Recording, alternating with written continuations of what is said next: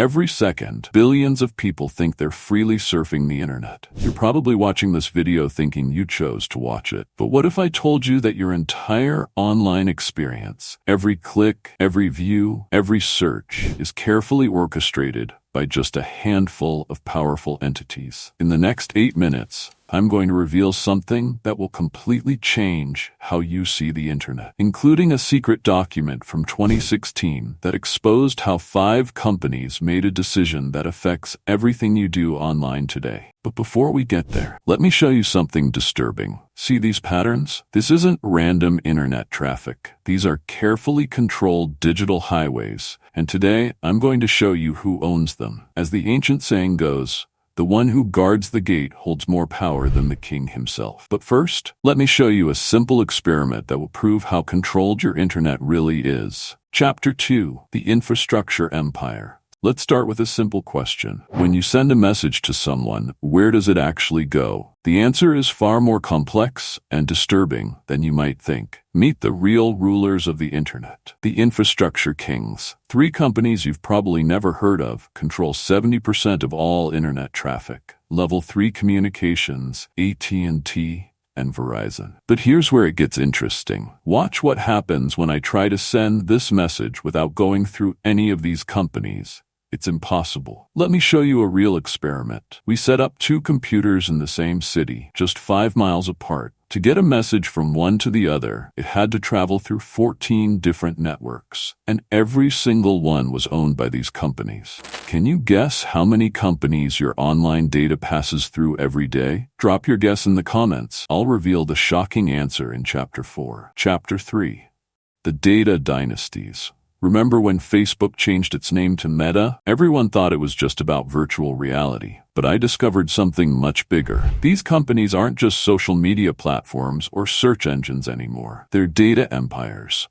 Let me show you exactly what happens when you make just one search on Google. Your search terms, your location, your device information, your previous searches, other tabs you have open, your clicking patterns, your pause duration on results. But here's the truly scary part. They're not just collecting this data, they're using it to shape your reality. Let me prove it to you. I conducted an experiment with 100 people, having them search for the exact same thing at the exact same time. The results? Not a single person saw the same search results. Why? Because these companies aren't showing you what's true. They're showing you what they want you to see. Chapter 4: The Cloud Consortium. 90% of the world's data was created in the last 2 years. But here's the thing. 80% of that data is controlled by just 3 companies. Let me take you inside one of the most secretive operations in the tech world: cloud computing. Everyone talks about the cloud like it's this magical place in the sky, but I'm about to show you what it really is. This is a real AWS data center. Inside this building sits more computing power than existed in the entire world in 1990. But here's the shocking part.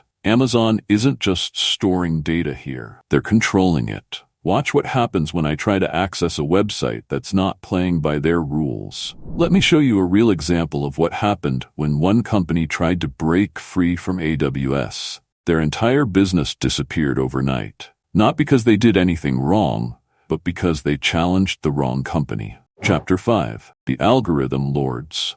What if I told you that everything you think you choose to watch, read, or buy online is actually selected for you by sophisticated algorithms? Let me prove it. We created 1,000 fake social media accounts, all following the exact same pages and liking the exact same posts. But watch what happens after just 1 week. Even though these accounts started identical, their feeds became completely different. Why? Because the algorithm lords decided what each account should see. But the really terrifying part isn't what these algorithms show you, it's what they hide from you. Let me demonstrate this with a shocking experiment we conducted. Chapter 6: The Hidden Council. Remember that 2016 document I mentioned? Here it is. On September 12, 2016, the CEOs of the world's largest tech companies met in a private chateau in Switzerland. No phones allowed, no press, no records. But one attendee leaked this memo. They called it Protocol 7, a secret agreement that would change how the internet works forever. Let me break down what they decided. Control over content distribution. data sharing between companies, universal user tracking, algorithmic content suppression. But the most shocking part of this document isn't what they agreed to do, it's what they agreed to hide. Chapter 7. The Next Controllers. While everyone's worried about today's internet controllers, I've discovered something even more concerning: the next generation of digital power brokers. Enter quantum computing and advanced AI. Let me show you what happened when we gained access to a prototype quantum system. This machine solved in 3 seconds what would take today's most powerful supercomputer 10,000 years to calculate. Now, imagine this power in the hands of companies that already control your data. But there's one company that nobody's talking about, and they're about to change everything. I tracked down a former employee who revealed their master plan, and what I discovered was mind-blowing. Chapter 8. The truth you need to know. So what's the truth about who controls the internet? It's not who you think. It's not even the companies I've shown you. It's the invisible infrastructure that connects them all.